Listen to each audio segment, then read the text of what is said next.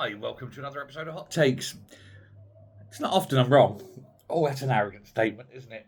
Well, it's not often I'm wrong in matters of construction and house building.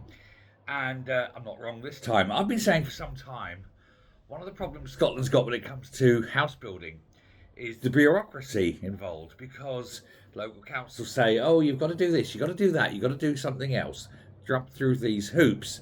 And also, the planning part of that is that there's a higher percentage of social and low-cost housing in any sort of commercial housing development.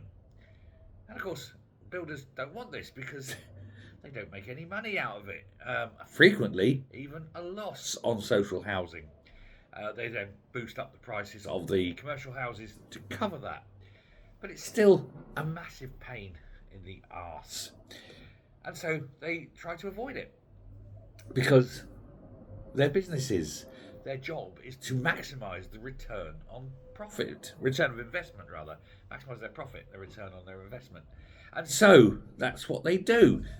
So how do they do this? Well, they mitigate the risk by moving and not building in Scotland, but instead south of the border in England. Less red tape, lower targets for social and low-cost housing, more profit, lower tax. You get the drift. And so the Scottish Government is finding itself with a very, very diminished, as in almost non-existent, house building sector. It sparked what can only be described as an exodus of construction workers to England. Not the companies now. The companies are already moving their builds to England, but the actual workers themselves are upping sticks and moving physically to England. Therefore moving out of the Scottish income tax area, therefore reducing the amount of tax that Shona Robinson's going to take. Gosh, who would have thought it? Putting up taxes brings in less tax.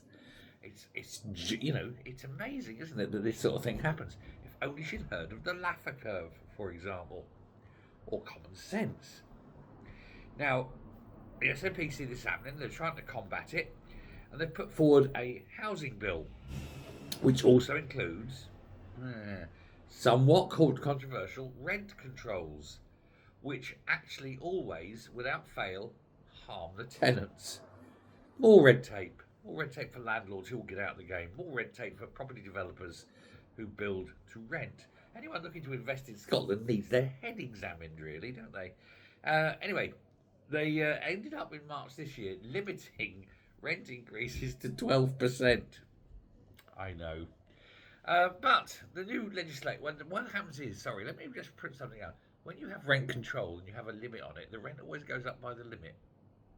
Anyway, the new legislation sets out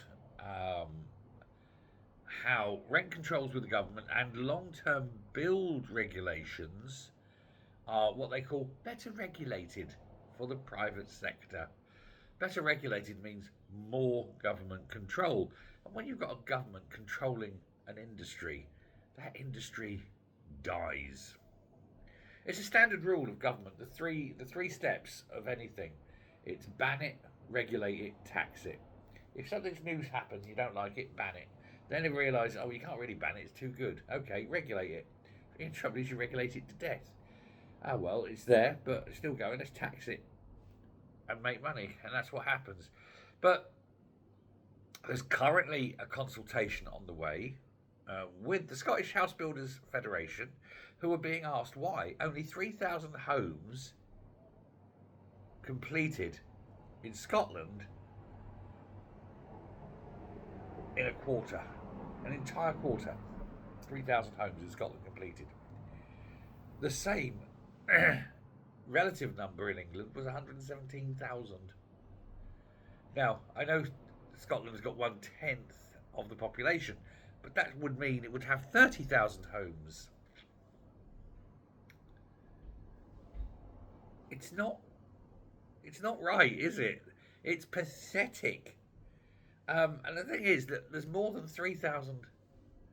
These 3,000 homes, they're barely a tip, a drop in the ocean.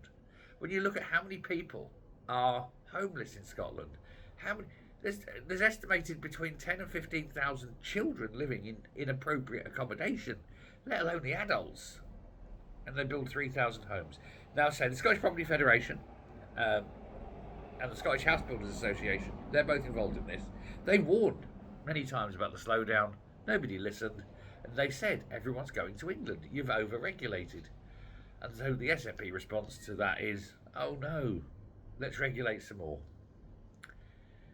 No house building at all in Scotland now.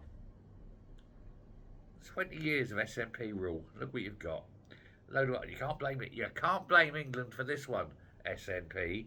This is your rules, your regulations, your insistence, your high taxes. Thanks very much. Bye.